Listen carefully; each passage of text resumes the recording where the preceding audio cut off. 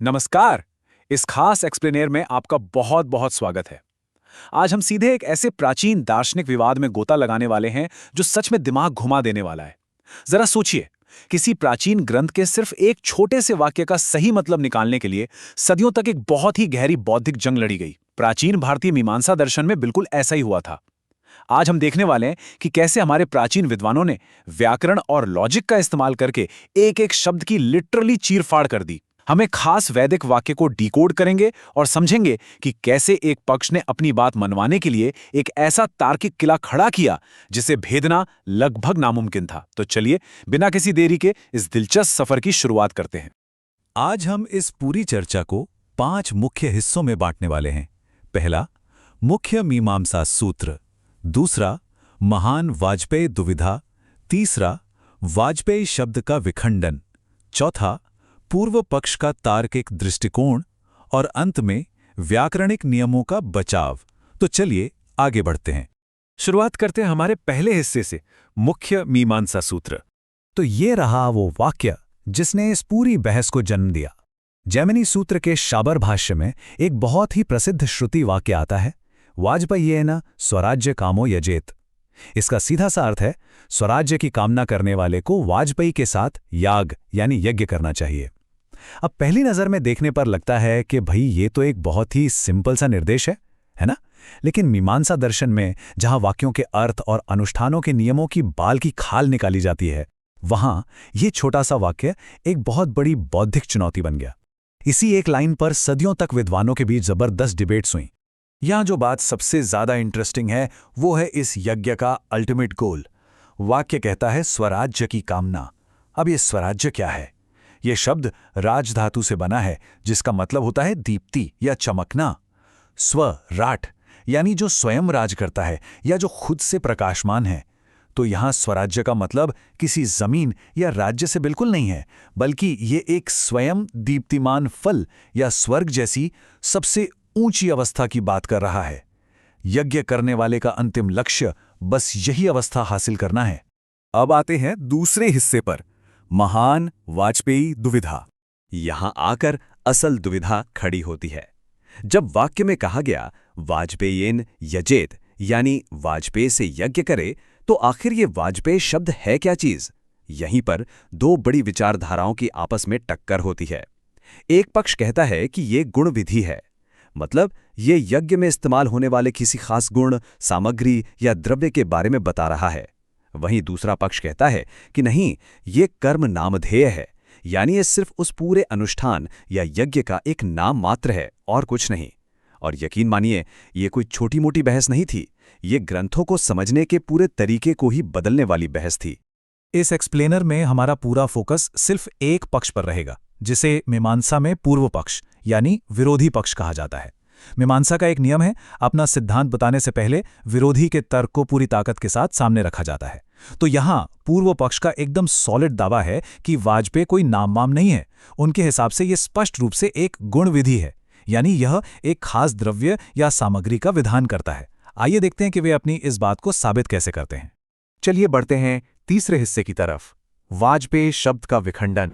अपने तर्क को लोहे जैसा मजबूत बनाने के लिए पूर्व पक्ष सबसे पहले इस शब्द के मूल अर्थ में जाता है। जब हम इस शब्द को तोड़ते हैं तो एक बहुत ही कमाल का लॉजिक सामने आता है।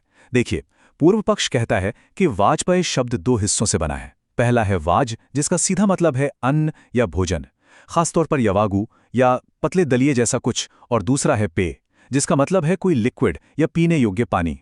अब जब इन दोनों को मिला दिया जाए तो ये किसी अमूर्त या इनविजिबल कर्म का नाम कैसे हो सकता है? ये तो साफ तौर पर एक फिजिकल आइटम है, एक ऐसा अन्न जिसे पिया जा सके, जैसे कि एक तरल दलिया। तो इसका निष्कर्ष एकदम क्लियर है। चूंकि वाज का मतलब अन्न है और पेय का मतलब तरल है, तो ये शब्द मिलकर एक बहुत ही विशिष्ट भौतिक द्रव्य यानी फिजिकल मटेरियल को दर्शाता है।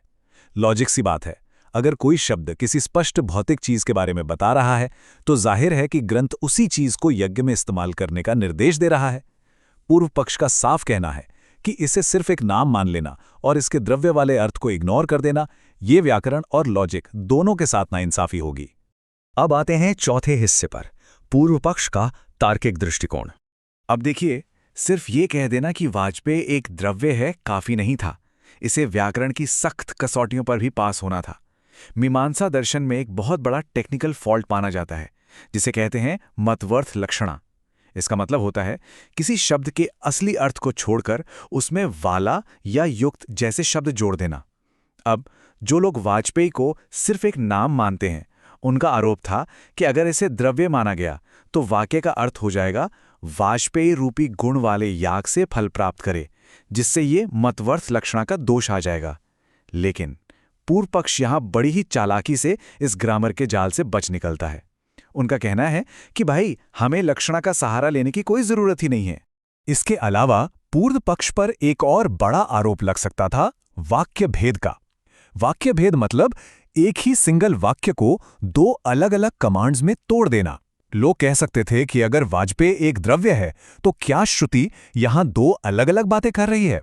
पहला यज्ञ करो और दूसरा वाजपेयी के इस्तेमाल करो, ये तो वाक्य भेद हो जाएगा। लेकिन पूर्व पक्ष इस तार्किक दोष से भी अपना शानदार बचाव करता है। वे साबित कर देते हैं कि उनकी व्याख्या में ये वाक्य बिल्कुल एक अखंड निर्देश ही बना रहता है, टूटता नहीं है। पर सवाल है कैसे? यहीं से शुरू होता है हमारा पांचवां और आखिरी हिस्सा, व्याकरणिक नियमों का बचाव। पिछले सवाल का जवाब हमें उनके सबसे तकनीकी और फाइनल डिफेंस मैकेनिज्म में मिलता है। इस पूरे लॉजिक का सेंटर पॉइंट सिर्फ एक ही क्रिया है, यजेत, जिसका मतलब है याग करे। ये एक अकेली क्रिया बिना वाक्य को तोड़े दो काम एक साथ कर देती है। ये स्वराज्य यानी जो हमारा फल है उसकी ओर याग को एक साधन के रूप में पेश करती है, और ठीक उसी पल ये वाजपेयी द्रव्य को एक साध्य के रूप में जोड़ देती है। आसान भाषा में समझे तो वाजपेयी द्रव्य के द्वारा याग का उत्पादन करें और उस याग से स्वराज्य प्राप्त करें। इसमें कोई भी शब्द टूट नहीं रहा है और ना ही कोई एक्स्ट्रा अर्थ जोड़ा जा रहा है। सब कुछ एकदम परफेक्टली सेट है। अब इस बेहतरीन बचाव को तकनीकी भाषा में तंत्र संबंध कहा जाता है। तंत्र का मतलब है एक ऐसा प्रयास जो एक ही बार में कई उद्देश्यों को पूरा कर दे। जैसे एक कमरे में जलाया गया एक ही दीपक पूरे कमरे को रोशन कर देता है ना?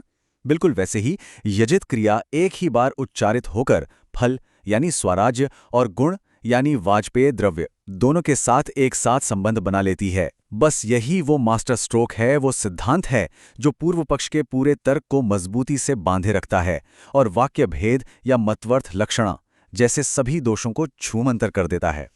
अपने इस अभेद्य तर्क पर पक्की मोहर लगाने के लिए पूर्व पक्ष महान विद्वान कुमारिल भट्ट के तंत्र वार्तिक का हवाला देता है। ये श्लोक साफ तौर पर कहता है कि जब वाक्य में किसी साधन का उपदेश दिया जाता है तो उसके द्वारा क्या सिद्ध किया जाना है इसकी कल्पना लॉजिकली अपने आप हो जाती है। इस तरह क्रिया के एक ही बार के प्रयोग से बिना किसी लक्षणा के संबंध सिद्ध हो जाता है। तंत्र वार्तिक का ये सॉलिड सपोर्ट पूर्व पक्ष के इस तार्किक किले को लगभग अजेय बना देता है। इस पूरी तार्किक यात्रा के बाद एक बात तो माननी पड़ेगी। हमने देखा कि कैसे शब्द की बनावट उसे एक द्रव्य साबित करती है और कैसे तंत्र संबंध जैसे ग्रामर के नियम ये सुनिश्चित करते हैं कि ऐसा मानने पर कोई भी तकनीकी दोष ना आए। पूर्व पक्ष ने जो बचाव पेश किया है वो बौद्धिक रूप से इतना सुदृढ़ और बेदाग लगता है कि कोई भी हैरान रह जाए। तो अंत में एक बहुत ही बड़ा सवाल उठता है, अगर ये व्याकरणिक और तार्किक बचाव इतनी मजबूती से खड़ा है तो क्या वाजपेयी को महज एक कर्म का नाम कहकर इतनी आसानी से खारिज किया जा सकता है? इस प्राचीन बौद्धिक बहस की गहराई सच में अकल्पनीय है। इस एक्सप्लेनर में गहराई से जुड़ने के लिए आपका बहुत बहुत धन्यवाद। अगली बार हम ऐसे ही किसी और जटिल और दिलचस्प विषय की गुत्थी सुलझाने की कोशिश करेंगे।